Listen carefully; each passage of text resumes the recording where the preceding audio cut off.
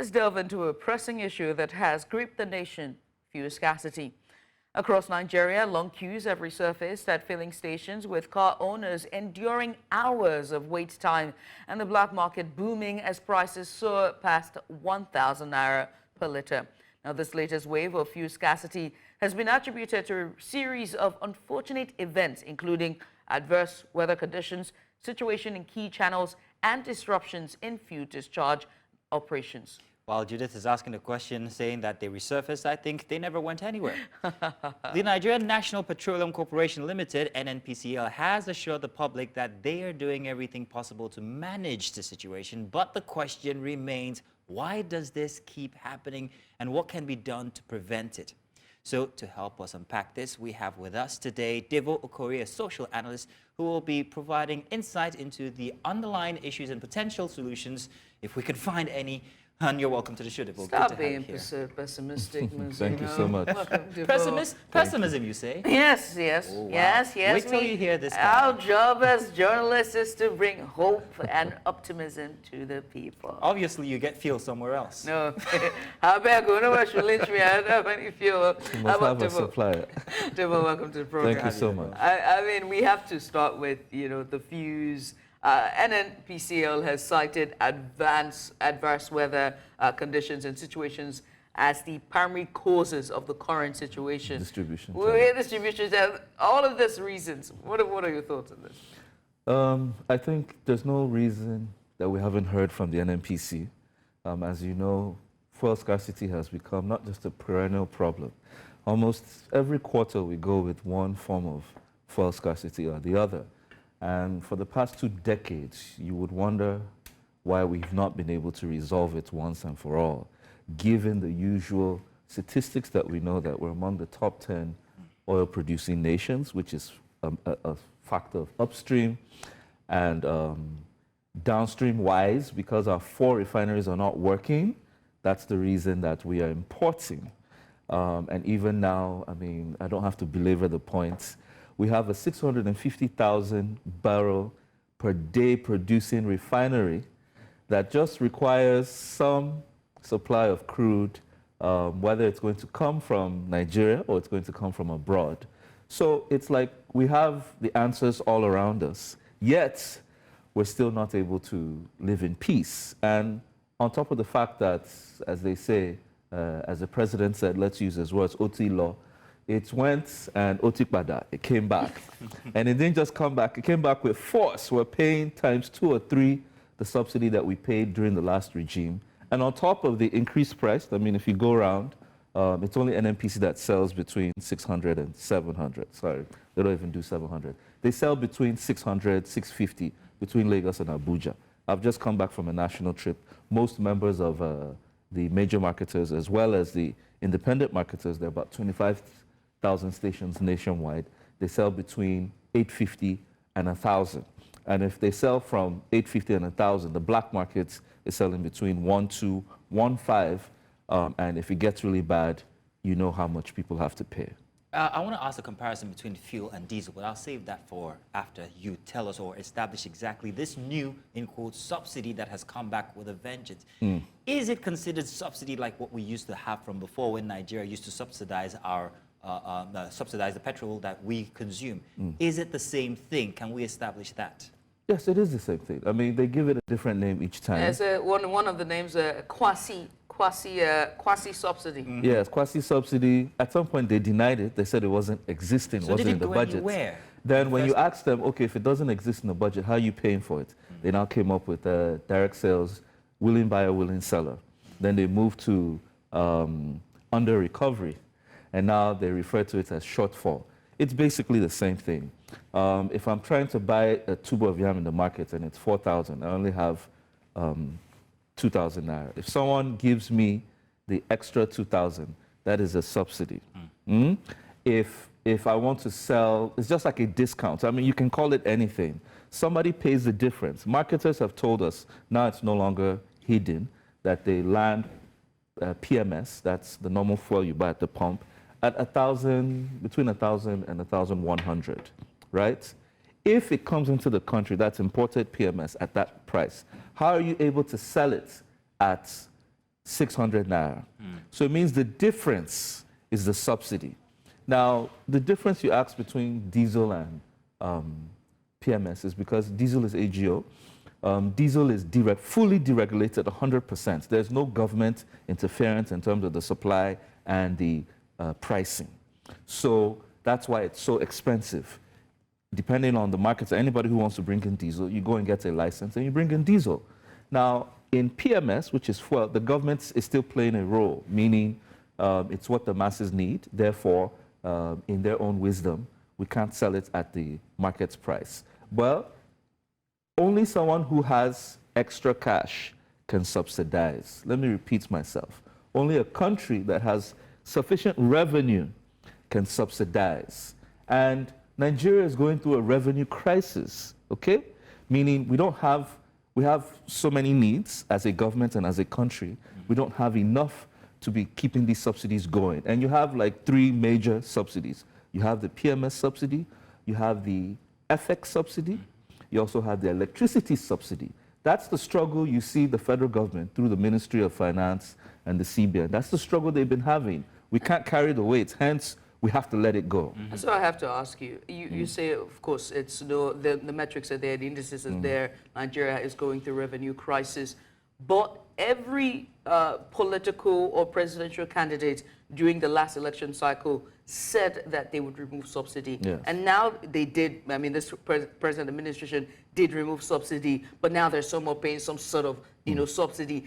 So it begs to ask the question, can we eradicate subsidy entirely?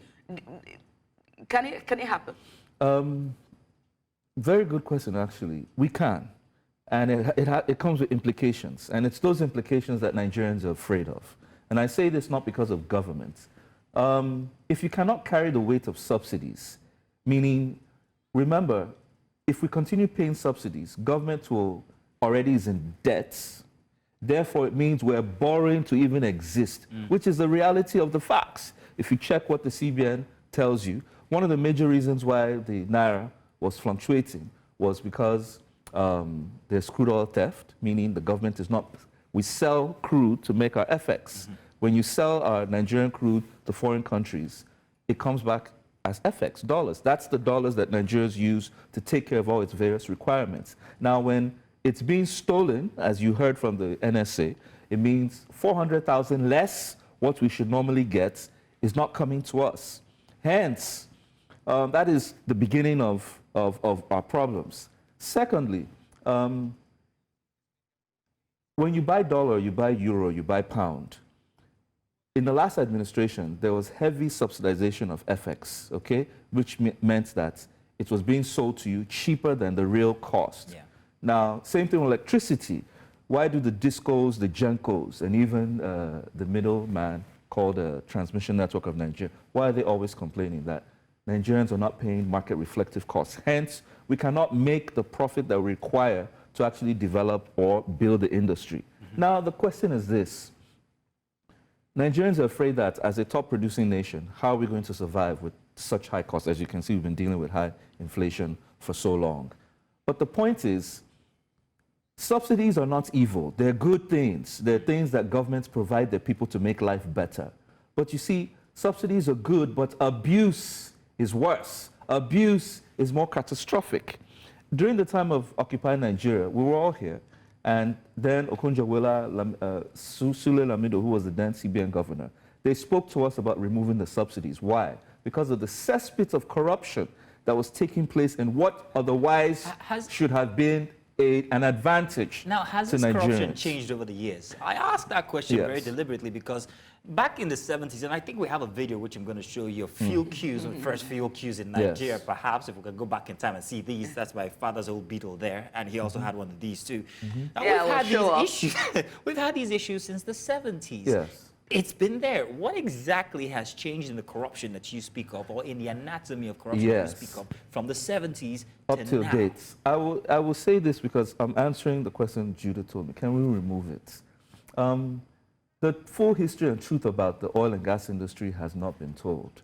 It's one of the most corrupt industries in the world. It's not just Nigeria. There's a lot of politics, and what I call it, higi-haga, hogwash that takes place, horseplay that takes place in the oil and gas industry. Nevertheless, how can Nigeria get its balance? Nigeria created 4 refineries. I think the first refinery came in between almost right just after independence, right? We built about 4, right? Now, when those refineries started requiring maintenance, as any other machinery would, Obasanjo at that time introduced importation to augment the shortfall in Nigeria.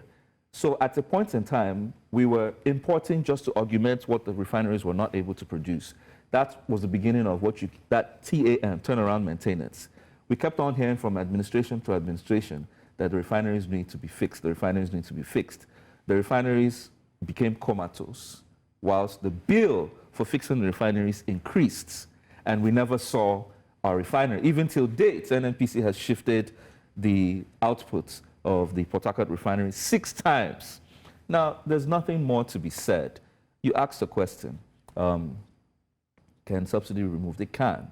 And I actually even, maybe whenever there's time, I can propose my thinking as regards taking out subsidy completely, especially from PMS. Why? Like I said, subsidies are good, but when they're abused.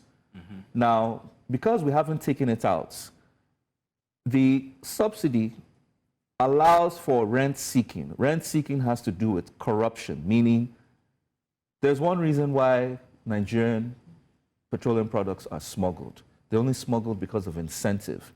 If all our neighbors from Niger, Cameroon, Benin Republic, Ghana, Chad, they import fuel just like we do. They pay the real rates. Check the rates. You'll see if I carry my tanker of PMS to Cameroon, it sells about 600 ZOF, which is about CFA, right, which comes to about 1,500 or 2,000. So if you take 600 naira fuel and cross the border, you will sell it times 2 or even times 2.5. The differences between those countries and our countries is we are an oil-rich Very state, good. and we have 4 refineries. Yes. Plus a 650 barrel per refineries. And the NNPCL has now said that they would divest from the company and they would throw those channels into CNG. Yes. Is that the solution to our problems? CNG just an additional output of the gas side. That doesn't even affect the PMS. Is that the solution to our problem in terms of oil and revenue? No, it will only introduce an alternative option to fueling your cars and to powering some of your businesses. However, to the question, joining them together, I believe that Nigeria should take out government from business, meaning if we're able to take the NNPC, meaning take government interference from subsidies, okay? Don't pay the subsidy and allow marketers, leave it to demand and supply, and imports fuel, Nigerians pay the full price. I think we will end our days of petroleum scarcity. As you can see in diesel is never scarce. It would then become an issue of how much do I have to pay? Yeah, would it be affordable? That's a big now, question. the affordability leads us to the answer to how we can resolve it. How do Nigerians, instead of getting confused about oil, corruption, and politics, start holding their governments, both at the federal level and at the state level, about the increased earnings and revenue that they would get if we pay a higher price?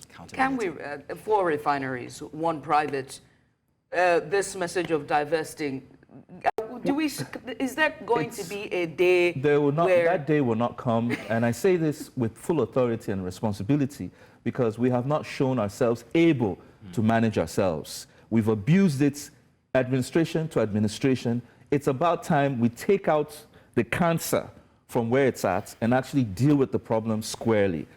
Remember, we don't live in isolation. Every country around us imports fuel and pays the full price. If you go to Benin, just cross the border, I'm aware. you will see very, very aware. women, market women selling fuel. They don't have all these long conversations on TV. Yeah. They don't queue up for 3 hours. Devoe, thank you very much for your Devoe very, Okorie, very thank you so interesting much. insight on this matter. And of course, I believe that the government has heard your input there and they would like to bring you over and perhaps maybe you'll be giving them those ideas. Hopefully. We hope it solves the problem that we've been going through.